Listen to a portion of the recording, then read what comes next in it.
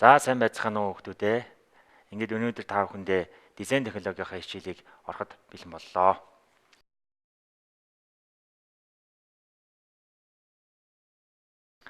За ингээд өнөөдрийн хичээлээр цаасан зурмгийн аргаар баримл, шуумал хийх гэсэн ийм сэдв орох гэж байна.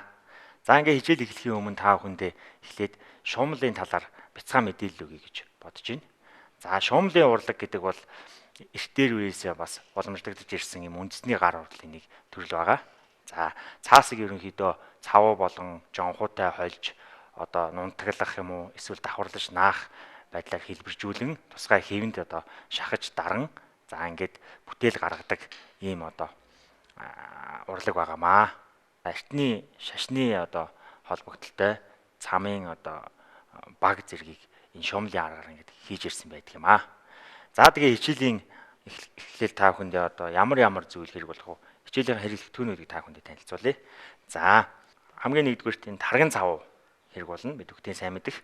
За гуаш буюу одоо будагны төрөл маань хэрэг болно. За энд акрилик будгийг бас хэрэглэж болно. За маркер бас ашиглаж болно. За усны сав багш нь өнөөдрийн хичээл ашиглахаар бэлдэж ирлээ. За бас мөн ариун цэврийн цаас. За багахан хэмжээний энэ одоо ургамлын тос бас хэрэг болно. За тэгээд хайж цаасны утга. За тэгээд бусад одоо жижиг бидний технологийн хичээл хэрэглэгддэг бас багаж хэрэгслүүд хэрэг болох нэ. За одоо та бүхэндээ аюулгүй ажиллагааныхаа дүрмийг бас танилцуулах нь зүйтэй баг. За тэгэхээр тухайн багжуудыг үл ерөнхийдөө зориултын дагуу ашиглана. Яг юу зориулагдсан бэ гэдэг тэр дагуу ашиглах ёстой. За эрдээ одоо хурц ирмэгтэй багжийг одоо нэг нэгэндээ өгөхдөө маш болгоомжтой иш талаар нь харуулж өгөх ёстой. За бие биеийн луга хайч цаасны утга зэргийг шидэж өгч болохгүй. За тэгээд зориултын одоо юм хормогчийг бас зүүж ажиллуулах зүйтэй шүү гэдгийг багш нь хичээлийн өмнө хэлье. За ингээд хичээлийнхэн одоо эхний хэсэгт оръё. За биднэрт цаасан зуурмаг гэдэг зүйл хэрэг болдог. За цаасан зуурмгийг хийхийн тулд одоо ямар дарааллуудыг баримталдаг вэ гэдгийг багш нь эхлээд танилцуулъя. За хамгийн эхлээд одоо сонингийн цаас юм уу эсвэл одоо хаягдал цааснуудаа цуглуулж агаад жижигхэн ураад одоо тусгай нэг савнд хийдэг. За тэгээд тэрнийхээ дээрээс халуун ус хийгээд ойролцоогоор нэг цаг хэртэ 40-50 минут болгоод твтээдэг байгаа. За тэрнийхээ дараа твтээсэн цаасаа гараараа үрж нунтаглаад одоо нунтаг цаас болгоно. За тэрнийхээ дараа нөгөө цаасаа уснаас нь салгаж аваад базаад ингээд гаргаад ирнэ. За гаргаж ирсэн цаасаа дараа нь тарган цавтайгаа холсноор цаасан зуурмаг маань бэлэн болдог байгаа. За багш нь өнөөдөр энэ жижигэлж одоо нунтгалсан ийм цаасаа бэлэн болгоод ингээд аваад ирсэн байна. Одоо бүгдээрээ хамгийн ихний үйлдэл тарган цавтайгаа цаасаа холихоо эхлээд хийя. За ингээд тарган цавууга биерээрээ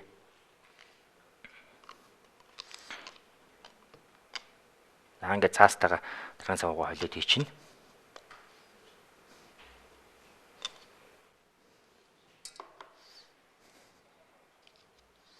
За тэгээ гараараа маш сайн бадж өгөх ёстой.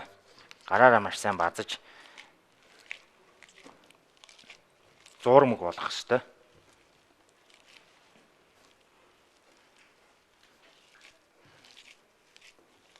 Маш сайн холих ёстой байгаа. За ингээд зуурмаг маань одоо бэлэн болж байна. Цаасан зуурмаг маань ингээд бэлэн болж байна. За дараагийн үйлдэл маань яах вэ гэхээр ундааныхаа савыг багш нь одоо өнөөдрийн хичээлээр аяга хийх гэж байгаа учраас ундааныхаа савыг энэ дээдлийн хэсгээр нь тайраад доод ёроол хэсэг хоёроор нь тайраад бүгдээрээ хэвэндээ ашиглая гэж үзье. За тэгэхээр багш нь ингээд одоо усныхаа савыг тайраад бэлдсэн байна. За энэндээ одоо саяхан цаасан зурамгаа одоо шахаж хийнэ. Шахаж хийж өгнө. Одоо бүгдээрээ энэ гаргах хэвэндээ баг зэрэг одоо энэ ургамлын тос төрөх хэрэгтэй байгаа. Яг тэгвэл дараа нь одоо хохолж авахд амар байх үднээс энэндээ ингээ биерээрээ ургамлын тосноосоо баг зэрэг төрөж өгнө. За энэ нь одоо дараа нь савтайгаа байрцалдаж наалдаж одоо салахгүй байхаас сэргийлж байгаа. За ингээд тосоо төрөгчнө. За тосоо төрөхснийхаа дараа одоо цаасан зурмгаа энд шахаж өгнө. За цаасан зурмгаа баг багаар нь аваад хананд нь маш сайн дараад маш сайн хэлбэржүүлээд ингээд шахаж өгөх ёстой.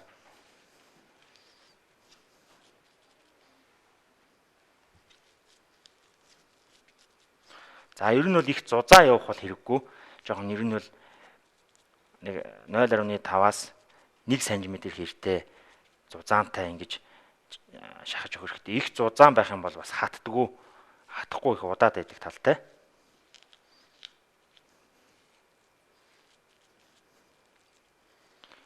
За ингээд маш сайн дараад хэлбэршүүлээд өгөх ёстой байгаа. За энэ нэг тал нь болчлоо. Одоо энэ ёроол хэсэгт бас хийж өгье.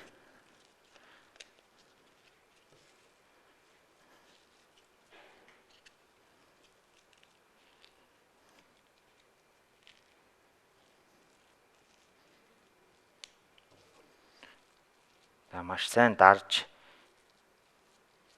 энэ арзгаргүй болгож гадаргуугийн сайн хэлбэржүүлж өгөх нь их чухал шүү.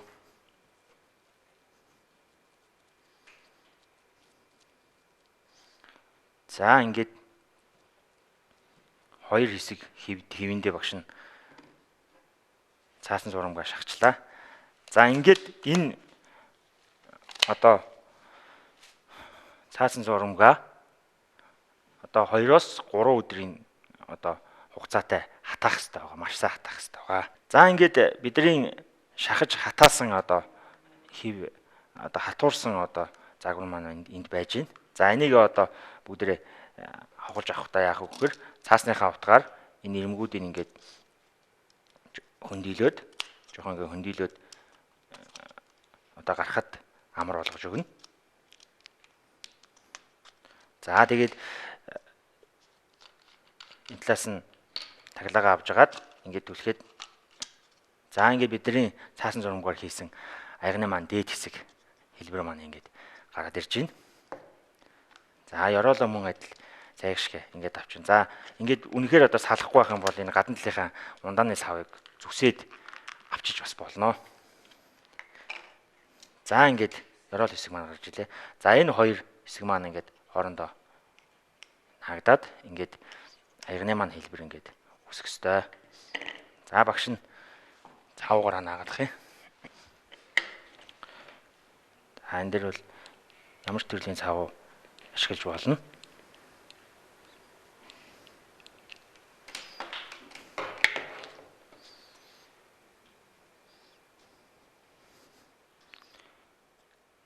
За ингээд багшийн хийсэн аягны загварын анхны санаа маань ингээд гарч ирж байна.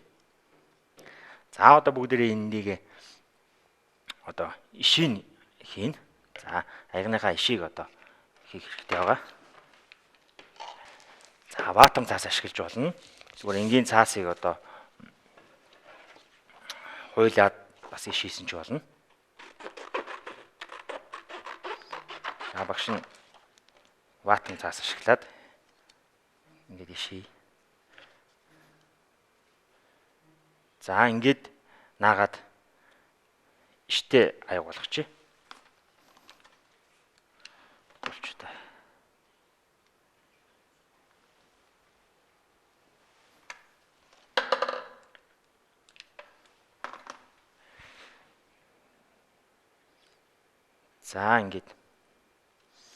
За ингээд иштэй бидний одоо аяг маань гараад. За одоо энийг бүгдээрээ будаж эхэлнэ. За ямар ч одоо төрлийн өнгөөр ямар ч одоо байдлаар будаж хэмгэлж болно хүүхдүүд маань.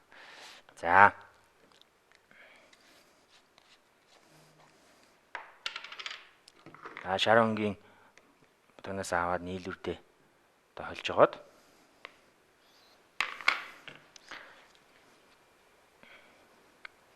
за ингээ маш жигд будаж чимэглэх ёстой байгаа.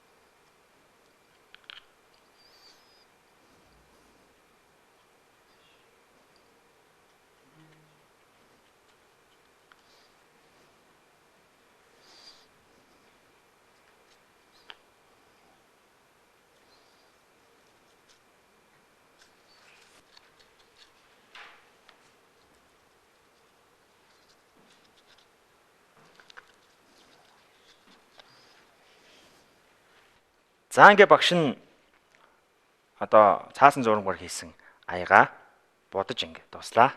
За ингээд сурагчид маань нэг их мэдчлэнгээр одоо ямар ч төрлөөр будаж болно. Яаж ч одоо чимэглэж болох байгаа. За тэгээд багш нь одоо чимэглэж яг будаж дууссан аягийг та бүхэндээ үзүүлье.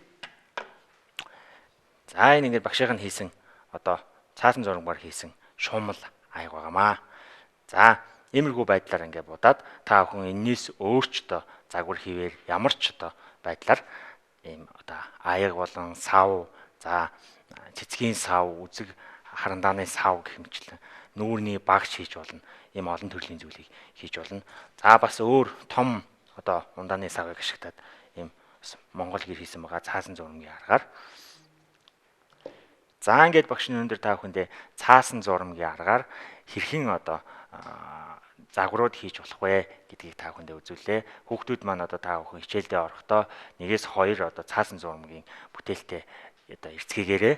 За бүр хөдөө одоо амарж байгаа, бүр хөдөө гэртээ байгаа хүүхдүүд маань энэ тарган цав одоо олдохгүй байх юм бол бас гурилан одоо жонхуу зураад, гурилан жонхуугаа цаасан зурмагтайгаа холиод бас хийх юм боломжтой юм шүү гэдгийг багш нь сануулъя. Ингээд өнөөдрийн хичээл дуусч байна. Та бүхэндээ баярлалаа.